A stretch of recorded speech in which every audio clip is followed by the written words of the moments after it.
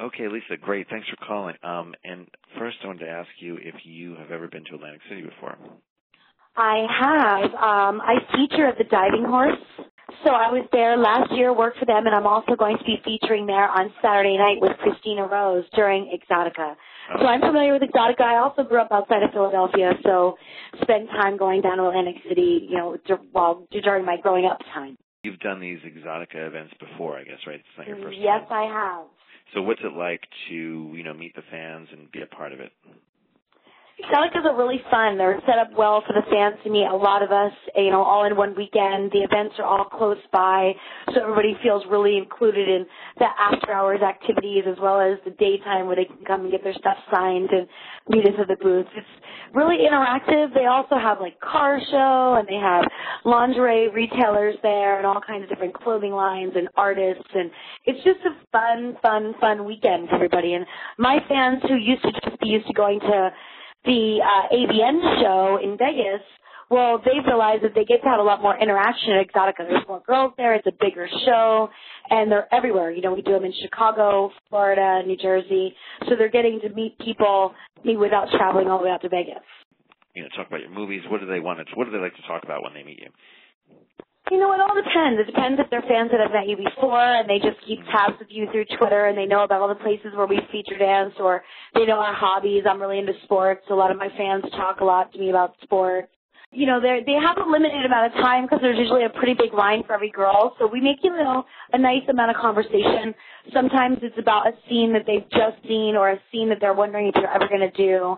So there's a lot of different topics that they bring to us. For you to meet them in person, was that strange at first to meet someone who's been seeing you on the screen, or did it feel natural to sort of interact with them in person? Or I've been doing this for over 20 years, so it's just been my whole life, so it's very natural to me. And do you think that these events sort of help to further bring, adult films into the mainstream by sort of having in this, public place and, a nice casino like this or whatever? Sure. I couldn't say why not. I definitely think it makes everybody more obtainable. I think that fans meeting their favorite stars, whether it's whatever you're a fan of, if you're a fan of music and you get to meet your favorite musician, or you're a fan of porn, your porn star, an athlete, it definitely makes it like, oh my gosh, this is really happening. And I think the fan power gets a lot stronger. We also sell a lot of products at these shows, so we might put some DVDs in some hands of people that were only used to watching stuff online. So I think it helps the industry as a whole as well. I wanted to ask you about this film you did when you parodied Sarah Palin. That must have been a fun project to work on. I've done 6 Palin movies. And 6 of them. Yeah, the first Nailin' Palin was just regular Who's Nailin' Palin. That's really a game changer for me. It brought me into mainstream because that movie I was in Eminem's video for the song We Made You. It opened up a lot of doors, a lot of travel for me. I went overseas as Sarah Palin, just constant Sarah Palin events. And this year, I actually went to Times Square dressed as Sarah Palin while Obama was giving his acceptance speech, and I did thousands of pictures of people. It was really fun. It's been, doing the Sarah Palin bit has been a ton of fun. Is this a political statement for you or just a fun thing to do? Hustler reached out to me about doing the project, so it was really just a fun thing to do, but not that it wasn't easy to make fun of Sarah Palin as well. Right. I also wanted to ask you about this. I see you also did the PSA for the Free Speech Coalition. I thought that was interesting. Is that an important issue to you that you wanted to be able to speak out? Sure. I'm one of those people that still doesn't even download pirated movies or music. I just think that everything that's put out there should be paid for. So on that level, I think it's something important for us to talk to our fans about so they know that it affects the companies. It trickles down to affect everybody that works for the companies as well as us. So, we all like to contribute our positive thoughts to reminding people why it's important to not steal porn and why it's important to not steal music and all of those things. When I started, it's funny because the girls now that get in the business, they have the opportunity to just find an agency online and upload their photos. And when I started, I was in Pennsylvania. I wrote by mail and sent pictures to these companies.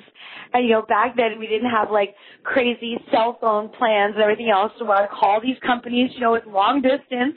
I'd be writing back and forth letters. These people would write me in return. It was just everything took so much longer. Now it's instant. You send this email and your photos and bam, you're talking to somebody that day. You can't, I need something. It's I go to Amazon. it's going to be delivered in a day or two. You know, I mean, our lives have there's definitely things that have gotten incredibly easier. Right. But yet this live kind of thing is still important to people. I think that, events, people still want to come. The virtual can only get you so far, I think. With people. Yeah, and I think that the one thing that the one positive with piracy, if you want to look at, there's always something positive that comes out of everything. It's just like for music. I know some of these artists are more well known than ever, and they're able to tour and do more appearances than ever because more people know who they are. It's the same thing with us as porn stars. More people know who we are than ever. So we can do more face-to-face time. More people want to meet you. More people want to get their photo taken. So it does have its upside, and you can do these appearances and meet with so many more people because you're able to tweet it, your social media, everything that we have that puts everything right in our phone, right at our fingertips. Are you a big user of Twitter? I am a big user of Twitter. I am the real Lisa Ann on Twitter. And how many followers do you have? I have about 450,000. Wow, that's pretty impressive. And you tweet every day then? Yes.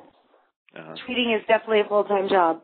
But a good way to, I guess, again, to be in touch with the fans and everything. Keep your name. Yeah, and to promote all of our events and to, promote our new scenes and let people know what we're up to. They don't have to miss anything anymore. Thanks so much for taking a little time out to chat. Can I just add in, they can find more of me on my site at thelisaann.com, and not to forget that I'll be feature dancing at the Diving Horse on Saturday night, April 20th. Okay, got all that. Thanks so much, Lisa. I appreciate it. Have a great day.